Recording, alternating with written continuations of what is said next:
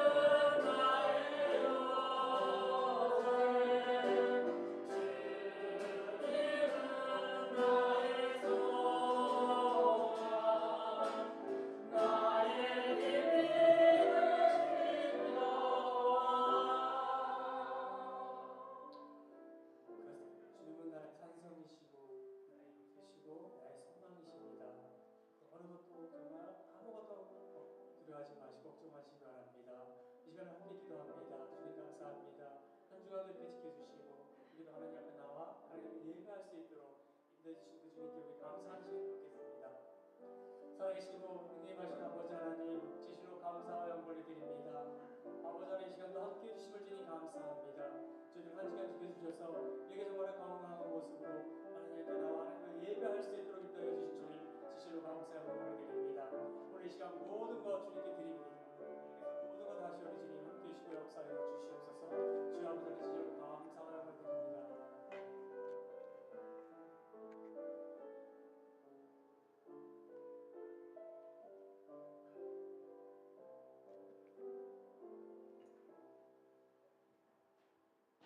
천지를 지으시고 주관하시는 전능하신 하나님, 그동안 예기치 못했던 팬데믹 사태로 모든 생활의 근간이 흔들리고 혼란해지고 서로 만남을 피하고 있는 가운데서도 택하신 백성들을 외면하지 않으시는 하나님께서 우리를 은혜로 인도하사 지난주에는 부활주일 예배를 은혜 가운데 드릴 수 있게 하심을 감사드립니다.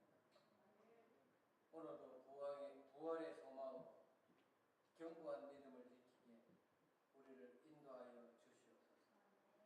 우리가 여러 가지 노력을 하지만 모든 상황을 우리 스스로 헤쳐나갈 수 없음을 겸손히 인정하며 스스로 인생의 주인 노릇하는 것 회개합니다.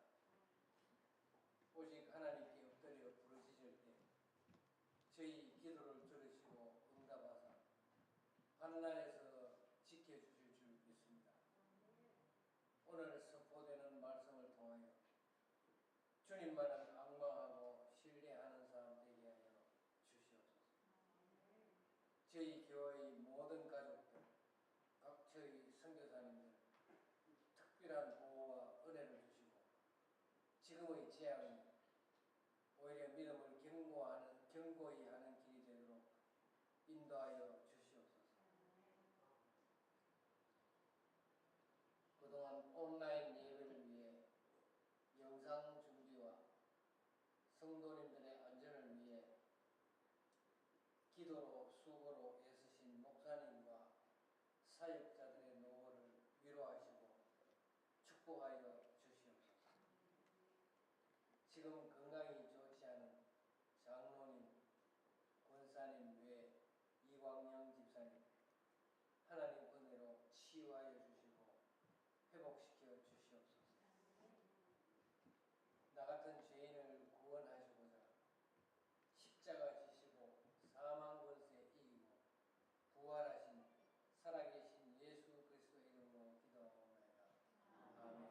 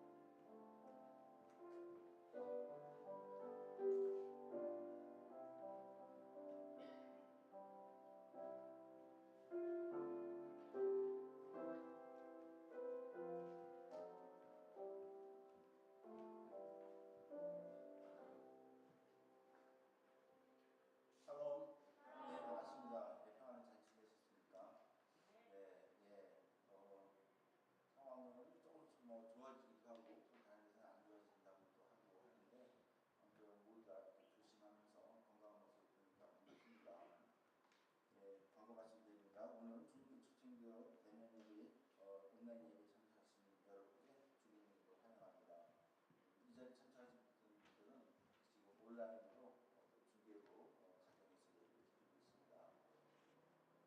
어떤 형태든 주님의 날, 주님 전에 나오지 못했던 또 집에 살던 예배에 참석한 모든 분들을 환영합니다. 한 가지 좀 안타까운 소식인데요. 이미 아시는 분 다 아시겠죠. 부부입니다. 우리 교회 창립자이시고 초대 목사님이신 박성환 원로 목사님, 또 박선부 사모님 하루 간격으로 지난 7일과 8일 하나님 부르심을 받았습니다. 다 아시겠지만 우리가 이제 박성환 원로 목사님께서 거의 1년 전부터 폐가 안 좋으셔가지고 폐에 물이 차고 그래서 이제 병원에 가서 물을 빼기도 하고 굉장히 좀 안 좋으셨어요. 그러면서 이제 팬데믹을 맞이하면서 굉장히 조심하게 되고 그런 가운데 호흡 곤란이 자꾸 있으니까 병원에서 그 산소통 그것을 이제 조그만 달래다가 가지고 다니고 코에다가 산소 그러니까 호스를 꽂고 목사님께서 다니셨습니다. 그런데 그때쯤에 이제 박선부 사모님께서 치매에 걸리신 거예요. 그래서 치매기가 조금 있었는데 좀 심해지시면서 박성환 목사님께서 농담 삼아 그냥 내가 아플 시간이 없어. 왜냐하면 박선부 사모님 치매에 있으시니까 자꾸 밖에 나가시고 그러고 자리를 뜨면은 굉장히 위험하니까 이제 박선부 사모님 손 꼭 붙잡고 옆에서 항상 지켜주시는 거예요. 그러면서 거의 1년 동안 힘드시지만 박선부 사모님을 케어했습니다. 케어하시다가 여러분들 우리 교회 카톡 보셔서 알겠지만 한 3주 전인가요? 박선부 사모님께서 스트로크를 일으키시고 박선부 목사님께서 전화가 와가지고 아마 힘들 것 같다. 기도 부탁한다. 마음의 준비를 해야 될 것 같다. 이렇게 했는데 그래서 제가 기도 제목 올렸잖아요. 네, 한 이틀 후에 다시 깨어나셨는데 이제는 그 스트로크 때문에 반이 이제 마비되셔가지고 이렇게 이제 반신이 이제 마비된 거죠. 그러면서 의사가 다녀갔는데 이렇게 되면은 오래 가시기 힘들다.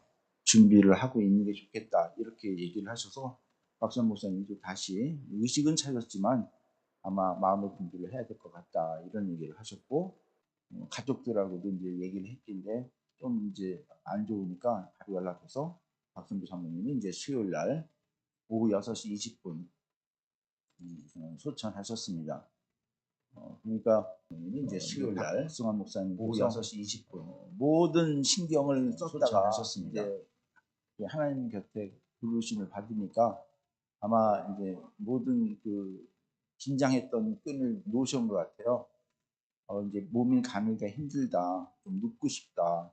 그래서 자녀들이 이제 목사님을 누웠는데 누운 다음에 호흡이 좀 가빠지시면서 일어나기도 힘들다. 그래서 이제 밤새껏 조금 힘들게 하시다가 주무신 거죠. 주무셨는데 아침에 이제 눈을 못 뜨시는 겁니다. 그래서 아침에 또 이제 자녀들한테 연락이 와서 아무래도 힘들 것 같다, 의식이 없다 이랬는데 3시 40분 박성환 원로 목사님도 수전하셨다는 연락을 받았습니다. 참 하루 상관이지만 24시간 안에 아내 먼저 보내고 남편이 따라가는 또 이렇게 생각하면은 박성환 원로 목사님 굉장히 힘들어서 만약에 정신줄 놓고 그냥 먼저 돌아가셨으면 박선부 사모님이 치매기가 있으시니까 아무도 돌볼 수가 없잖아요. 그러니까 그리고 이제 잘 못 알아보고 그러면 이제 천상 양로병원에 가실 거고 양로병원에 가시면은 알아보지 못하니 뭐 누가 가겠습니까? 그러다가 양로병원 또 특수성 아시죠? 기계로 모든 생명을 살리고 오랫동안 고생하다가 돌아가시는 거. 그러면 또 박선부 사모님들도 쓸쓸하게 어떻게 보면 나머지 여생 사시다가 뭐 어떻게 될지 모르는데 어쨌든 참 아름다운 하나님의 그 부르심이다라고 해서 다들 부러워합니다. 부러워요. 목사들 사이에 친례교 목사들 사이에 유행어가 생겼는데 당신 먼저 나 보내고 다른 날 쫓아와 뭐 이렇게 할 정도로 뭐 한 정도로 지금 많이 했는데 어쨌든 저희들이 많은 준비를 마음의 준비를 하고 장례 일정이라든가 이런 걸 좀 하고 있는데 유가족은 지금 코로나 사태이기 때문에 이렇게 오시는 것도 부담되고 그래서 잠정적으로는 지금 유가족끼리만 모여서 장례 예배 간단하게 해서 그냥 끝내려고 한다고 통보를 받았습니다. 근데 이제 워낙 이 박성 원로 목사님께서 교계에도 알려져 있고 많은 분들이 아쉬워해서 좀 더 얘기를 하고 있는데 일단 유가족이 모든 결정을 하게 돼 있어요. 그래서 어떻게 될지는 모릅니다. 아쉽지만은 그냥 좀 기다리고 우리가 만약에 모든 것이 결정되면 다시 알려드리도록 하겠습니다.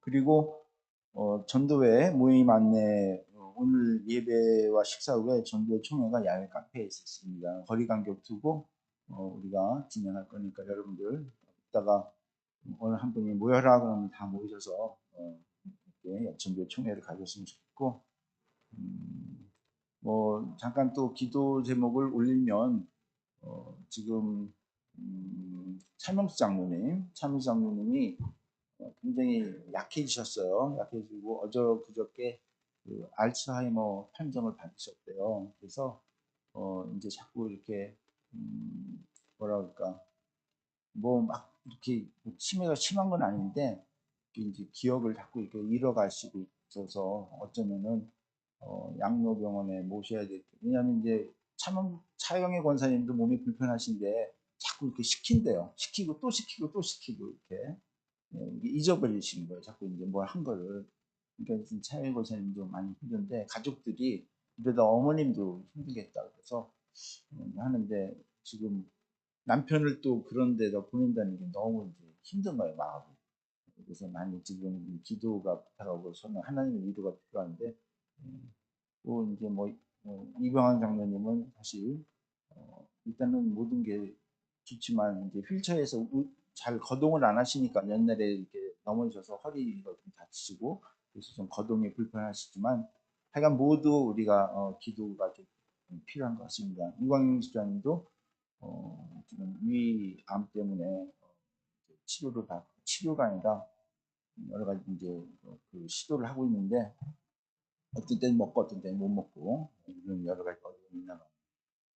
하여간 그럼에도 불구하고 우리가 희망을 가지고 정말 왜냐하면 이 세상으로 끝나는 게 아니니까 그래서 모두에게 서로 위로하고 격려하는 이것도 뭐 나중에 아시겠지만 우리 권조현 집사님 며칠 전에 교통사고 크게 났어요. 자동차 바퀴가 부러질 정도로 크게 났는데 몸은 멀쩡하죠. 누가 와서 받았대요. 그러는데 뭐 앰뷸런스가 뭐 대여서 또 오고 들 것을 들고 어떻게 되는 줄 알았다는데 마침 한의원 앞에서 그래서 한의원에서 또 사고 난 뒤 바로 그냥 침을 해서 피가 이렇게 놀란 것들을 다 뭐 뚫고 있는데 어쨌든 예 항상 조심하시고 건강하시기 바랍니다.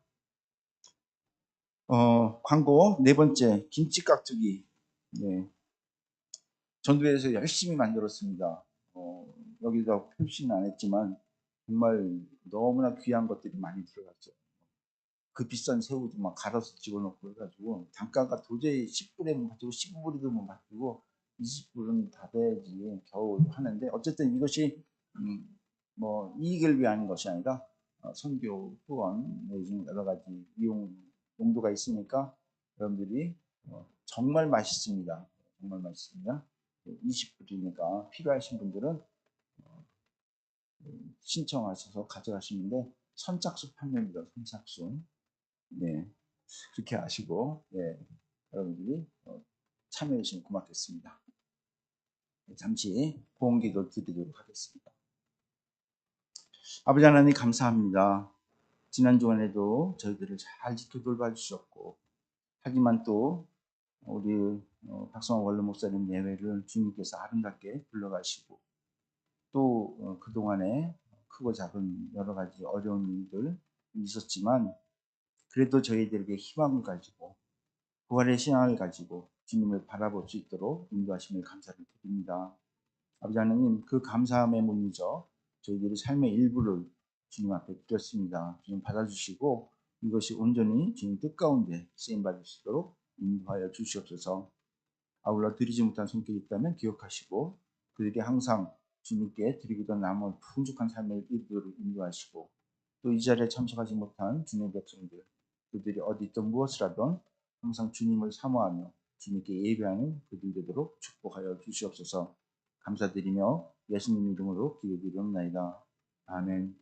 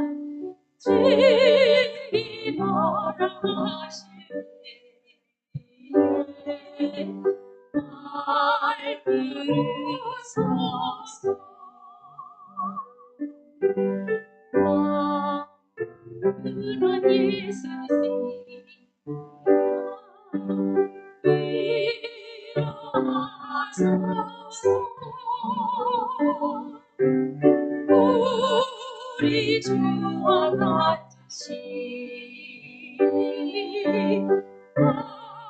있을까 주여 내말 들으사 지도라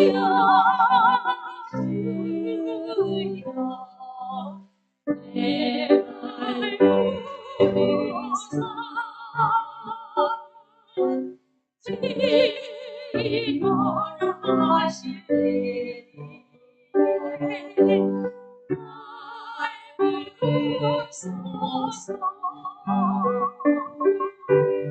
날 부르소서 주여 주여 내말 들으사 지도라 하시네 날 부르소서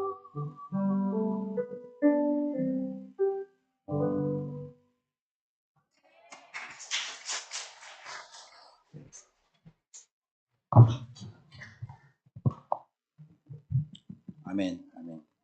참 아름답죠? 예. 우리 박명호 사모님 워낙 유명하신 분이고요. 예. 그 박명호 사모님 특성하는데 파트너를 찾는 게 없는 거예요. 없어. 근데 이현희 전도사님이 신청해서 오디션을 보자고 했는데 볼 필요 없다. 그 가수 바다 알죠? 바다 가수 아닙니까? 몰라요? 바다 맞나요? 자두. 아 죄송합니다. 제가 요즘 이래 자두 죄송합니다. 자두. 가수 자두 알죠? 목사님하고 이렇게 사모 되신 그 자두 시어머니다. 예. 실질적으로 자두 시어머니입니다. 예. 그래서 그래요? 예. 예. 그래 저번에 자두 공연했을 때도 시어머니 와가지고 응원해주고 막 그랬어요. 아들이 목사님이신데, 예, 사도죠. 오디션도 안 보고 그냥 통과해가지고 오늘 이렇게 무대에 섰습니다. 자두가 기뻐할 것 같아요. 네, 어쨌든 이렇게 아름다운 찬양해 주신 두 분께 네, 다시 한번 격려 축하해 감사합니다. 네, 자두 보고 바다라고 했다고 얘기하지 마세요. 네. 네, 오늘 말씀 보겠습니다. 요한복음 21장 1절부터 14절까지 말씀 보겠습니다. 요한복음 21장 1절부터 14절까지 말씀입니다. 예, 찾으셨으면은 우리 파워포인트 준비했는데요. 한번 함께 교독하도록 하겠습니다. 파워포인트요. 이 일이 일어난 후 예수님께서 디베랴 호수에서 제자들에게 다시 자신을 나타내셨습니다.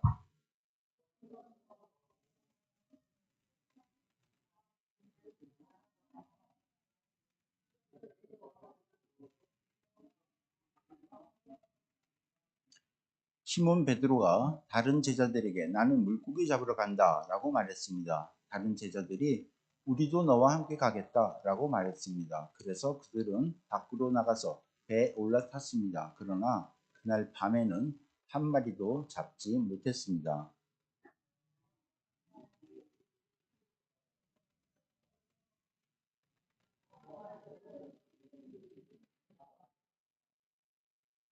예수님께서 그들에게 말씀하셨습니다. 친구들이여, 한 마리도 잡지 못 잡았느냐? 제자들이 대답했습니다. 네, 한 마리도 잡지 못했습니다.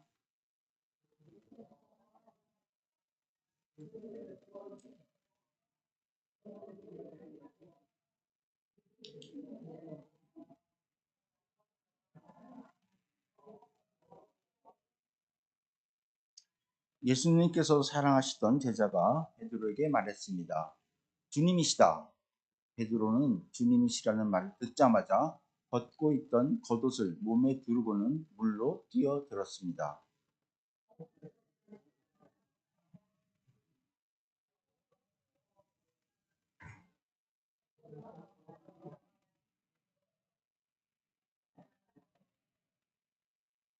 제자들이 호숫가에 닿아 땅에 내리니 숯불이 피워져 있는 것을 보였습니다. 불 위에는 생선이 놓여 있었고 빵도 있었습니다.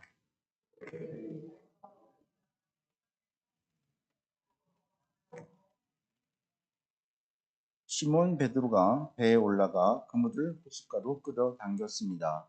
그물은 큰 물고기로 가득했습니다. 153마리나 되었습니다. 고기가 그렇게 많았는데도 그물은 찢어지지 않았습니다.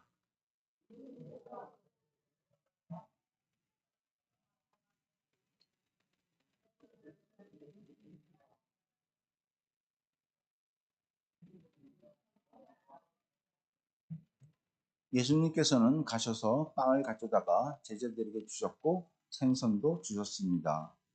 이것은 예수님께서 죽은 자 가운데서 살아나신 후 그의 제자들에게 세 번째 나타나신 것이었습니다. 아멘. 아멘. 좀 길었죠? 예. 오늘 말씀 제목은 예수님 부활과 제자들의 치유라는 제목으로 말씀을 나눌까 합니다. 좀 전에 광고를 했지만 지난주 중에 원로 목사님과 사모님의 소천 소식에 많은 사람들이 놀랬고 안타까움을 그런 마음을 가지기도 했지만 사실 한편으로는 모두 부럽다라는 그런 반응을 보이기도 했습니다. 어떻게 보면 같이 손붙잡고 하나님 나라에 입성하셨다는 것이 참으로 아름답게 느껴진다는 그런 말도 나왔습니다.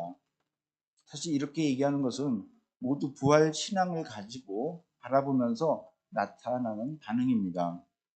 만약에 그렇지 않고 두 손을 함께 붙잡고 부활이 하나님 나라가 아닌 어떻게 영원한 죽음에 이른다면 너무나 슬픈 이야기가 되겠죠. 여러분, 우리 주변에 가만히 보면 죽음이라는 것 참 많이 일어납니다. 하지만 예수님의 부활이 없다면 무슨 희망으로 이런 죽음들을 우리가 어떻게 맞이할 수 있을까 하는 생각도 듭니다. 그렇기 때문에 이 부활신앙은 참으로 중요하고 우리에게 많은 위로를 주는 것입니다. 그래서 지난주 부활주일인 지난주에 저희가 요한복음 11장 25절 26절 말씀 뭐라 그랬죠? 나는 부활이요 생명이다. 나를 믿는 사람은 설령 죽는다 해도 살 것이며 살아서 나를 믿는 사람은 사람은 그 누가 되었든지 결코 죽지 않을 것이다. 내가 이것을 믿느냐? 파워포인트가 있었는데 그냥 넘어갔네요. 라는 질문에 우리는 사실 아멘이라고 대답을 했습니다. 그리고 우리가 죽음을 바라볼 때 그것은 우리의 하나의 그 과정일 뿐 우리의 영원한 삶에서 큰 영향을 주지 않는다고 우리가 말씀을 나눴죠. 또한 죽음을 맞이하는 우리는 단지 이 세상에서 그냥 아웃이다라고 할 뿐 또 다른 어떤 과정에서 주님과 영원히 함께한다는 복을 누리는 희망으로 우리는 산다고 말씀을 나눴습니다. 그런데 이 부활신앙이라는 것은 이 종말론적인 죽음으로 끝나는 것이 아니다라고 얘기했습니다. 그냥 부활신앙에서 종말론적인 죽음으로 그냥 희망을 가지고 있는 것이 아니라 현재 우리의 삶 속에서도 큰 도움을 주면서 희망을 주는 복된 소식이다라는 말씀도 나눴습니다. 그렇기 때문에 우리 부활신앙은 우리 궁극적인 죽음에만 포커스를 둘 것이 아니라 지금 우리가 살아가는 현재의 삶 속에서도 적용하며 살아야 한다라고 말씀을 드렸죠. 그래서 우리는 모든 두려움에서 벗어나고 이 세상을 기쁨과 희망 그런 것으로 살아나가야 하고 또 즉 부활신앙을 가진 우리 크리스천들은 미래뿐만이 아니라 지금 현재의 문제도 해결해 나가면서 항상 날마다 기쁘게 그리고 날마다 감사하게 범사에 감사하는 그런 모습으로 살아야 한다라고도 말씀드렸습니다. 그리고 그런 삶을 살기 위해서는 언제 어디서나 하나님과 소통해야 되는데 그것이 바로 쉬지 않고 기도하는 모습이고 또 하나님의 음성을 듣고 순종하면 어떻게 되죠? 하나님이 모든 걸 책임져 주시니까 그것이 바로 우리가 평강과 은혜의 삶으로 연결되는 것이다 라고도 말씀드렸습니다. 그리고 그것을 믿고 경험하고 그것을 세상에 전하는 것 이것이 바로 증거하는 것이다. 예수님을 증거하는 것이다 라고 말씀드렸습니다. 이런 것은 우리가 항상 설교 시간에도 계속 강조하고 앞으로 이런 말씀을 항상 마음속에 두고 살아야 될 것입니다. 근데 왜냐하면 이런 삶이 세상 사람들과 다른 거죠. 이런 삶을 살아가는 것이 바로 뭡니까? 세상 사람들이 모르는 그런 부활신앙을 가진 사람들의 삶이기 때문에 그래요. 제가 여러 번 강조하지만 사실 이러한 삶을 정말 우리 모두 누리면서 사시기를 바랍니다. 그런데 우리가 이런 삶을 살고 싶어서 살고자 하는데 꼭 세상은 이런 것을 방해하죠.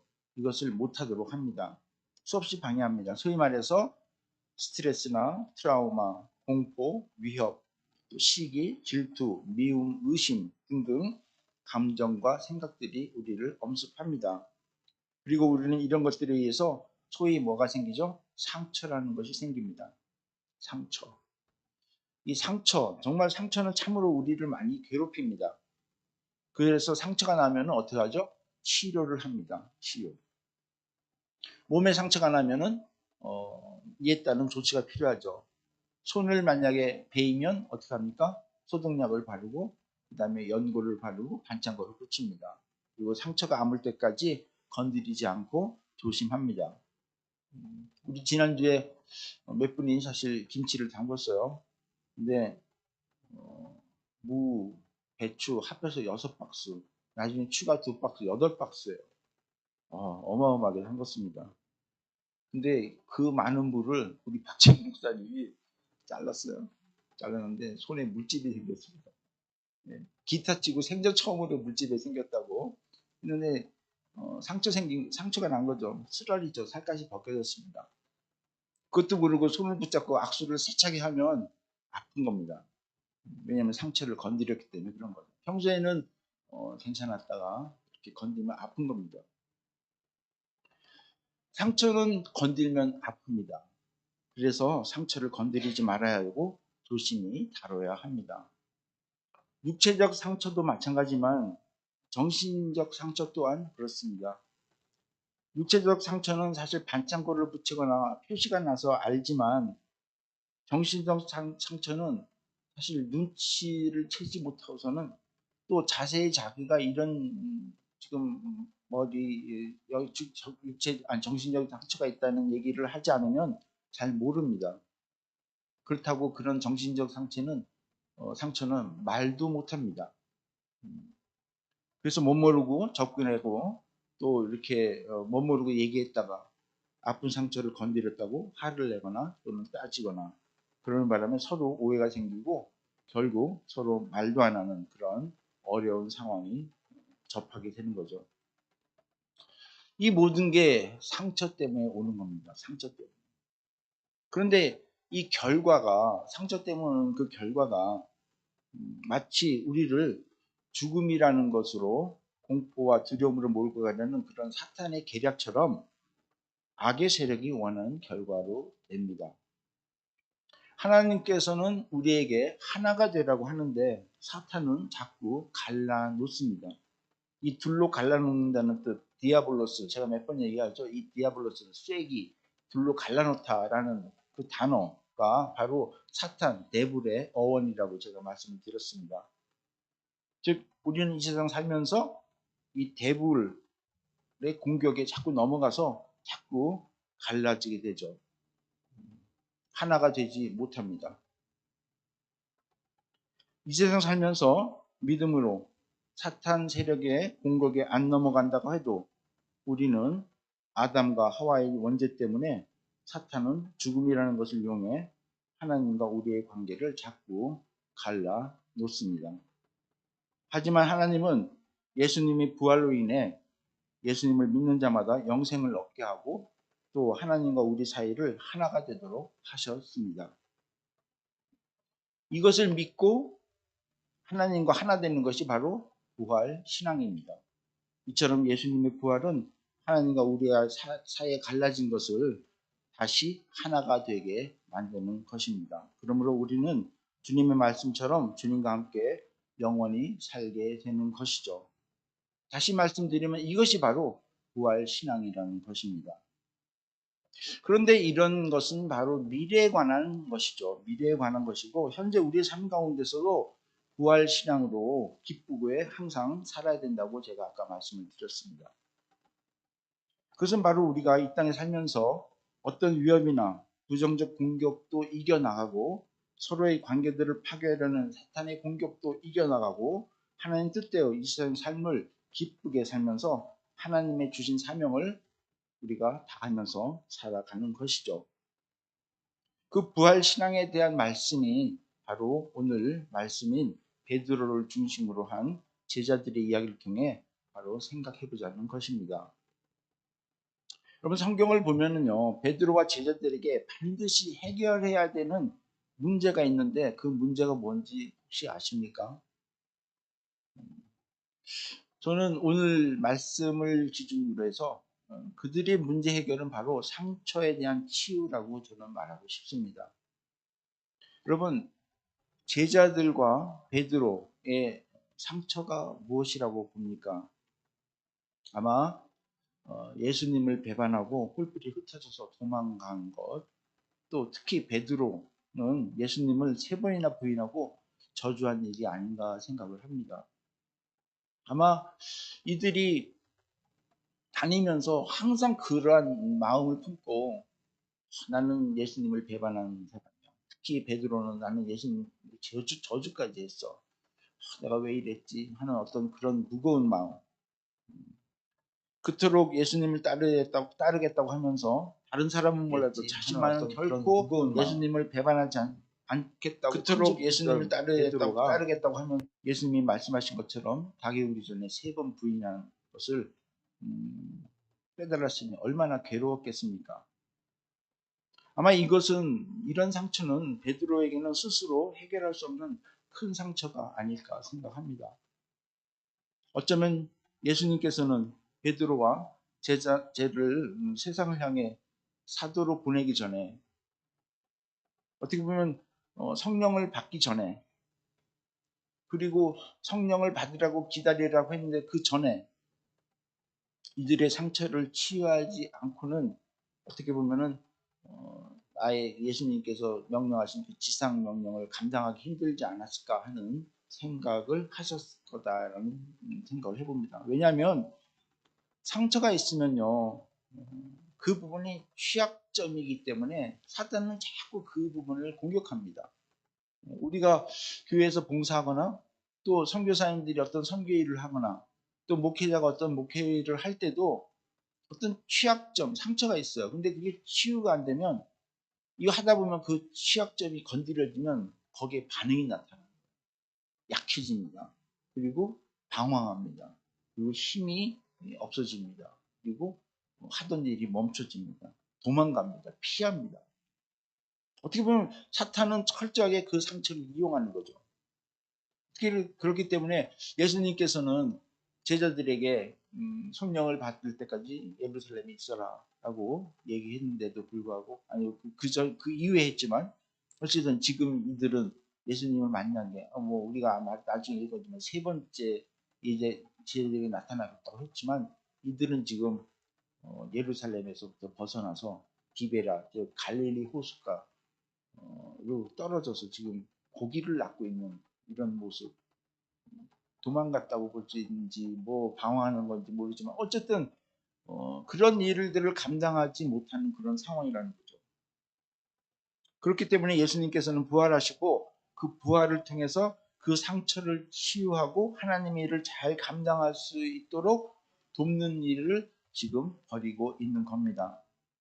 먼저 오늘 말씀이 있는 당시의 상황을 한번 보도록 하겠습니다. 1절을 보겠습니다. 1절입니다.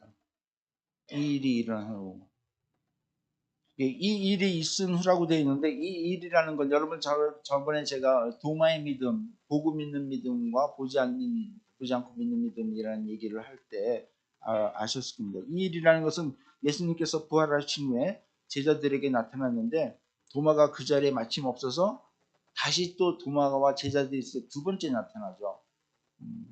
그래서 예수님을 직접 보고 확인하지 않으면 안 믿겠다 그러니까 예수님이 다시 나타납니다.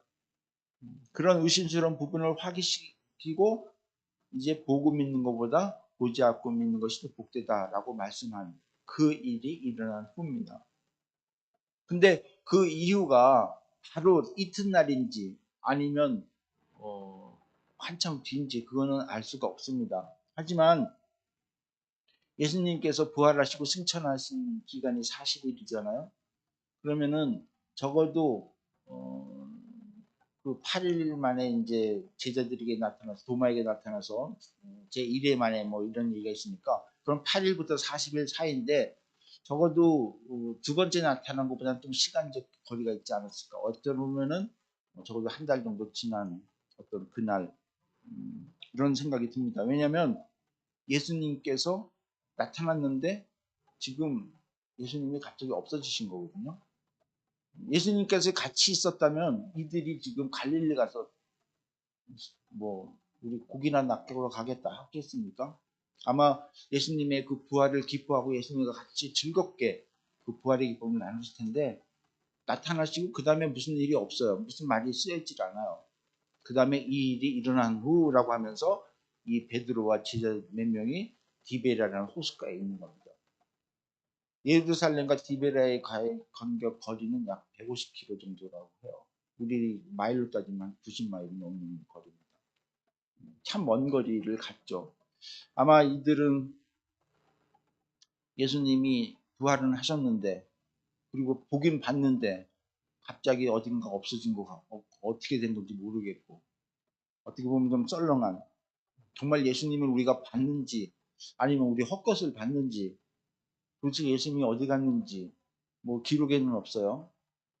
어쨌든 이들은 지금 디베랴 즉 갈릴리 호수에 가서 진짜 모든 넋을 잃고 시리에 빠져 있고 정말 살맛 안 나고 좀 썰렁한 그런 분위기, 좀 그런 싸한 그런 분위기 같은 분위기. 그러니까 갑자기 베드로가 에이 고기나 잡자. 하는 어떤 그런 분위기, 이 문장을 보면은 그런 분위기. 3절을 한번 볼까요? 시몬 베드로가 다른 제자들에게 나는 물고기 잡으러 간다. 그러니까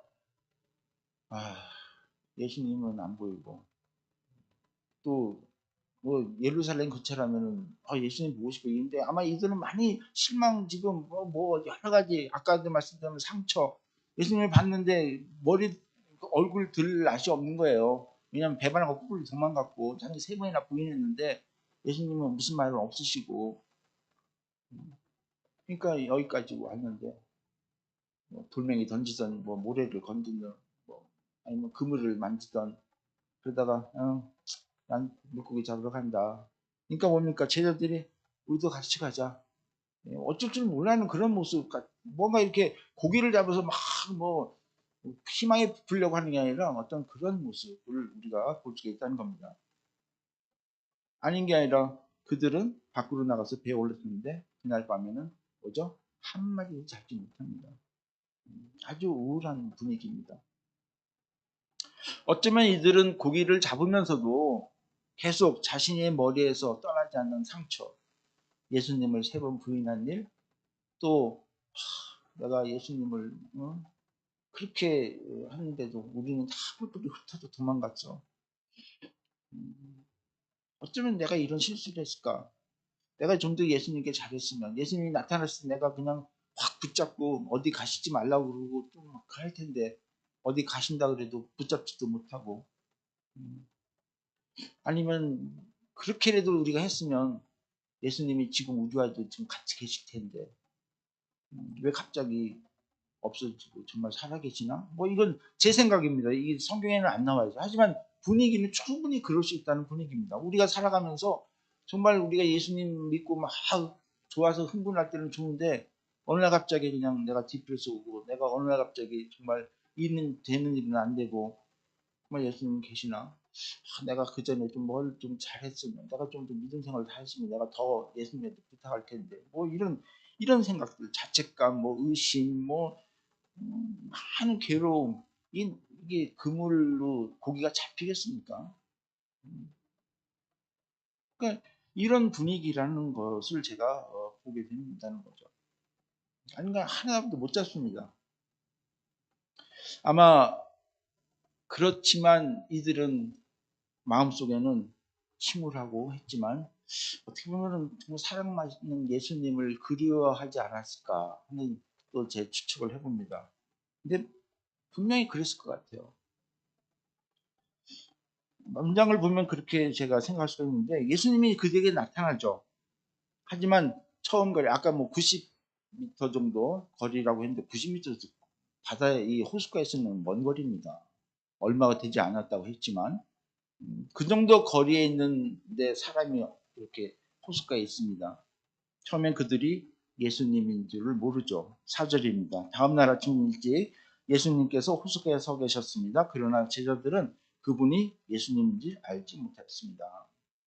멀리 한 사람이 있는데 아마 그냥 아침이니까 이제 밤새껏 못 잡았죠. 그러니까 아침에 또 뭐 누가 고기 잡으러 나왔나 이런 분위기 볼 수가 있겠죠. 근데 그분이 말을 걸어옵니다. 여보시오, 고기 좀 잡았어. 뭐 아유, 뭐 한마디도 못 잡았습니다. 우리가 저 낚시도 가면 새벽에요. 이렇게 막 하고 있는데 낮에 어떤 저기서 말리서 그냥 낚시도 못 잡고 여기 터가 안 좁은가 보다. 그러고 이제 또 좋은 자리를 찾아서 이렇게 오는 사람이 있어요. 그럼 터터 오면서 멀리서 고기 좀 잡혀요. 그러면 아니요 하나도 못 잡았습니다. 그럼 또 다른 데 이렇게 가거든요. 그런 분위기. 근데 그분이 그럼 그물을 다른 쪽 오른쪽으로 한번 그물을 던지보지 그래요. 라고 얘기를 합니다.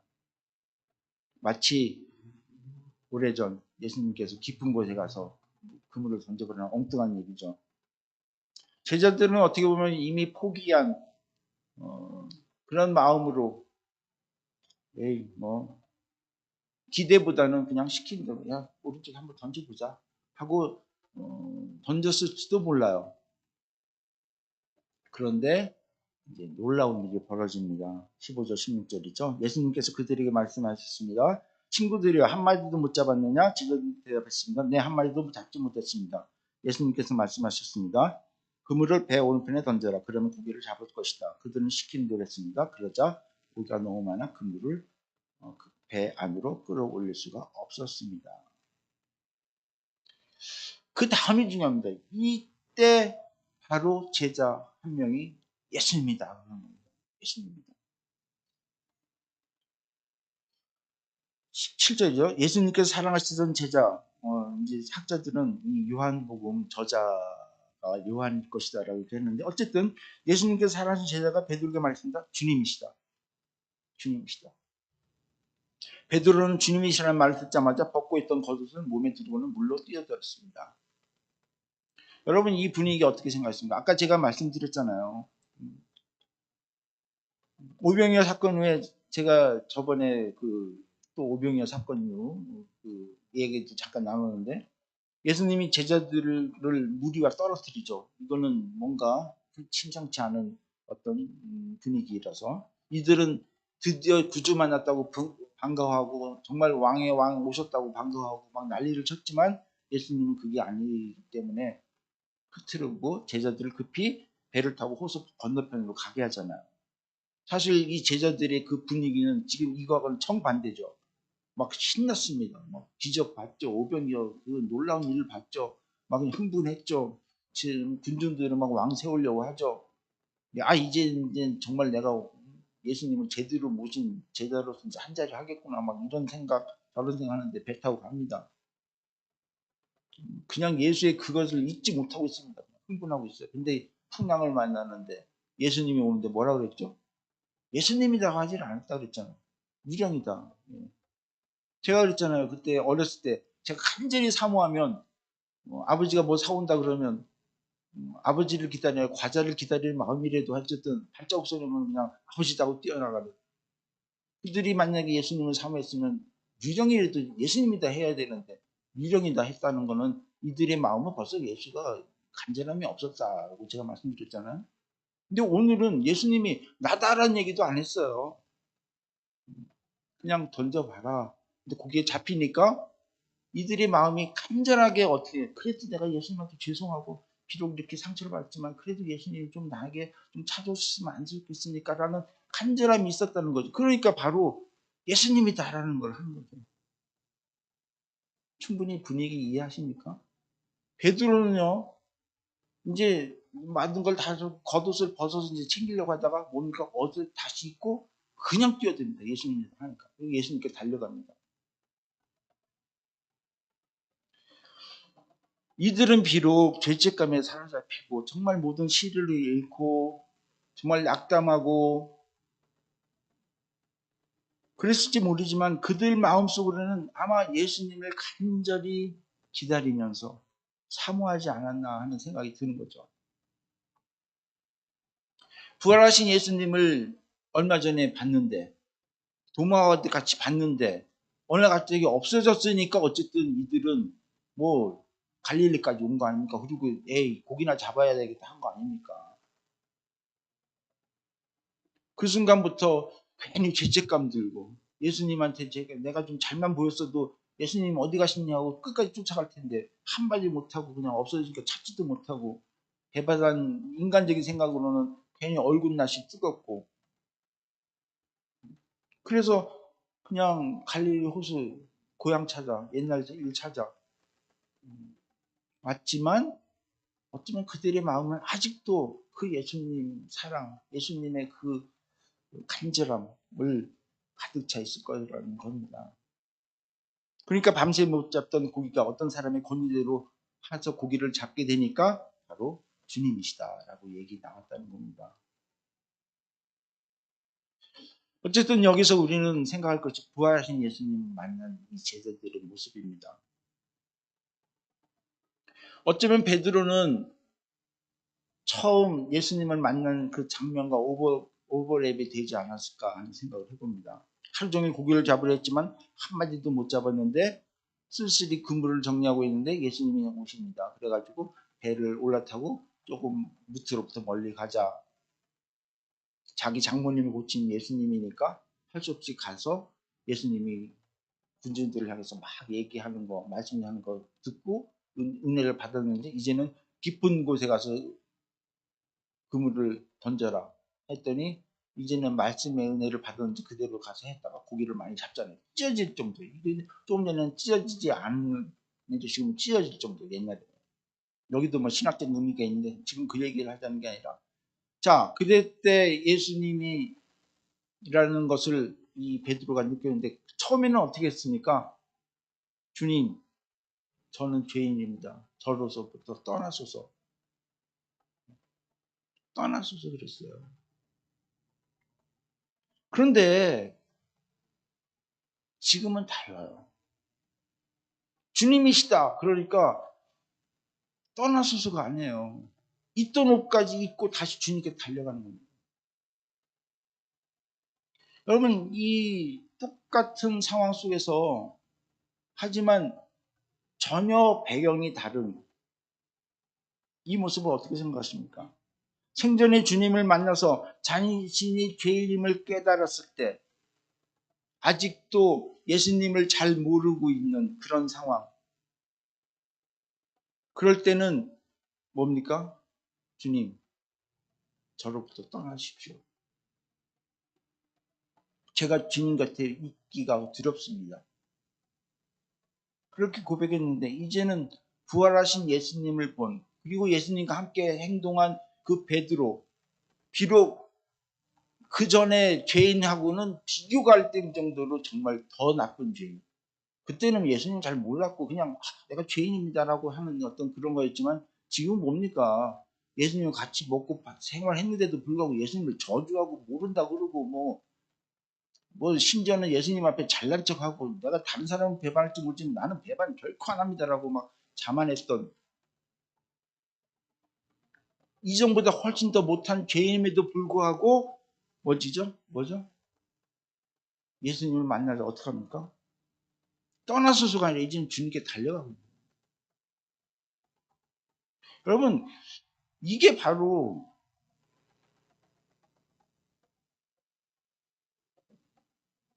우리 크리스찬인 거죠.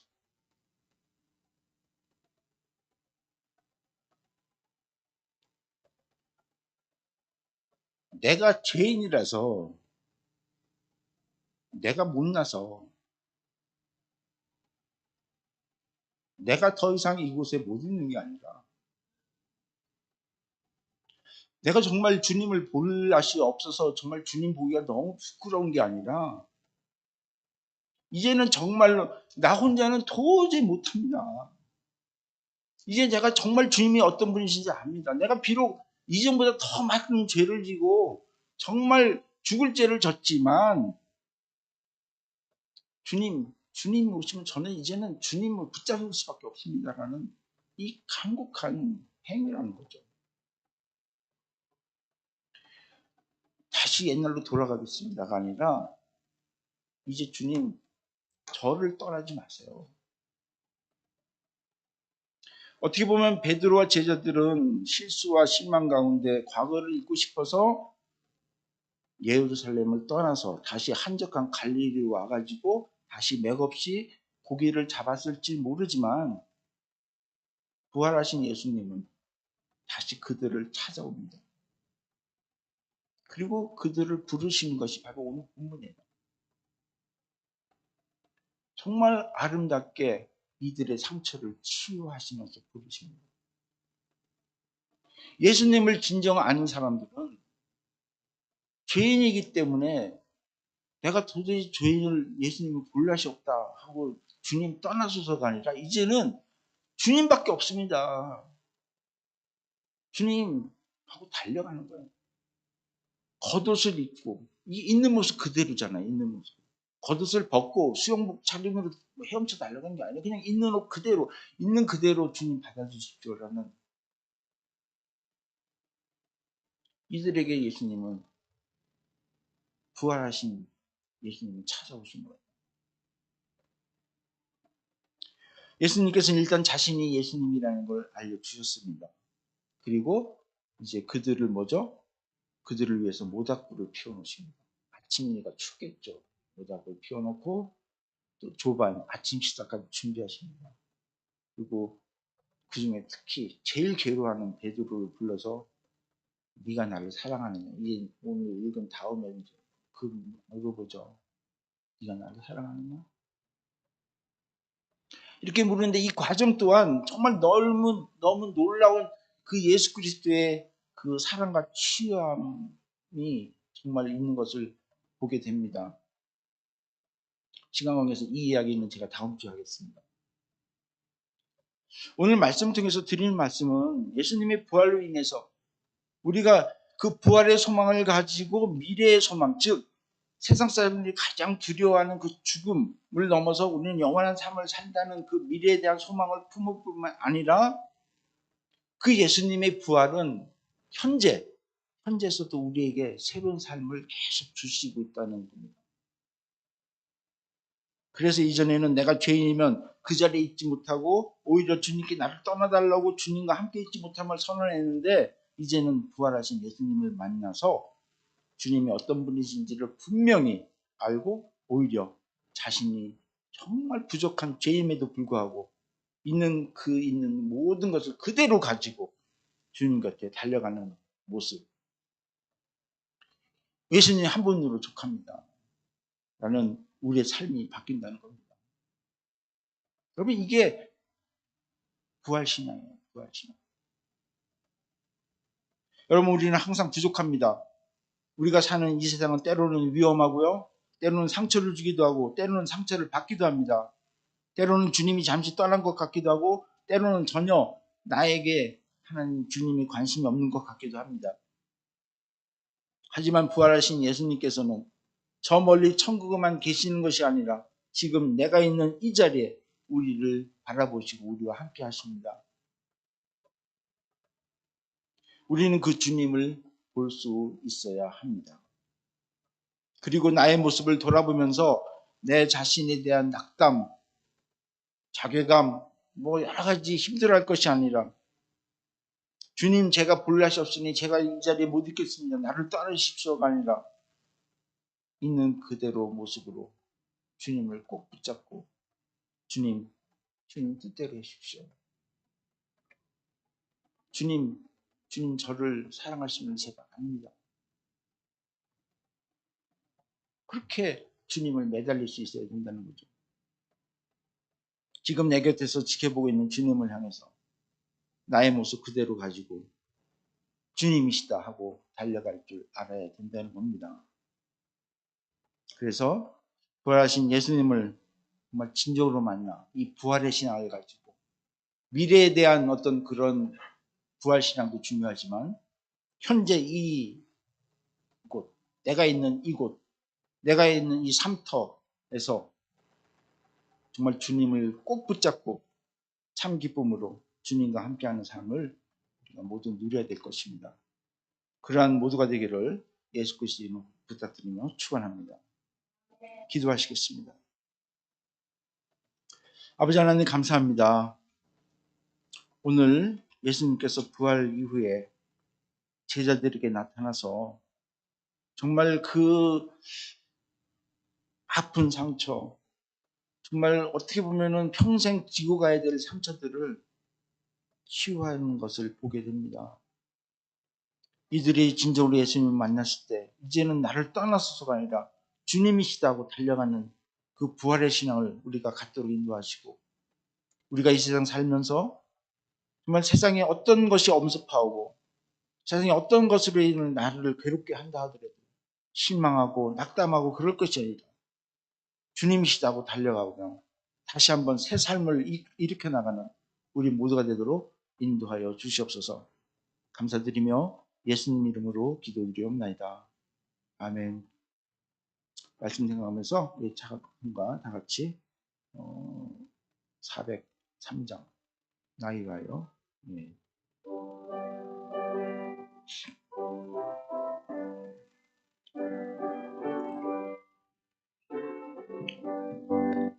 나 위하여 십자가에 중한 고통과 의사 대신 죽은 예수의 사랑하신 은혜요 보배로 흘려 영영들 제사 구속하는 어둠이 지쳐나가 주 안에 있는 우리 하나같이 즐겁고 주 성령의 위로하니 마음속에 찾도다 성령아 소리가 은혜로 모습 끊임없이 우리 오직 찾아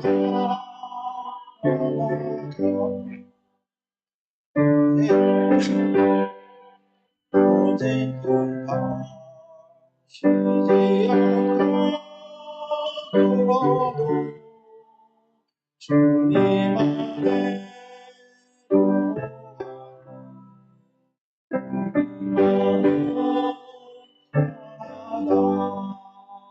늘 깨어서 기도하고 어쩌면 바라며 주님만을 기다리니 오직 찬양하며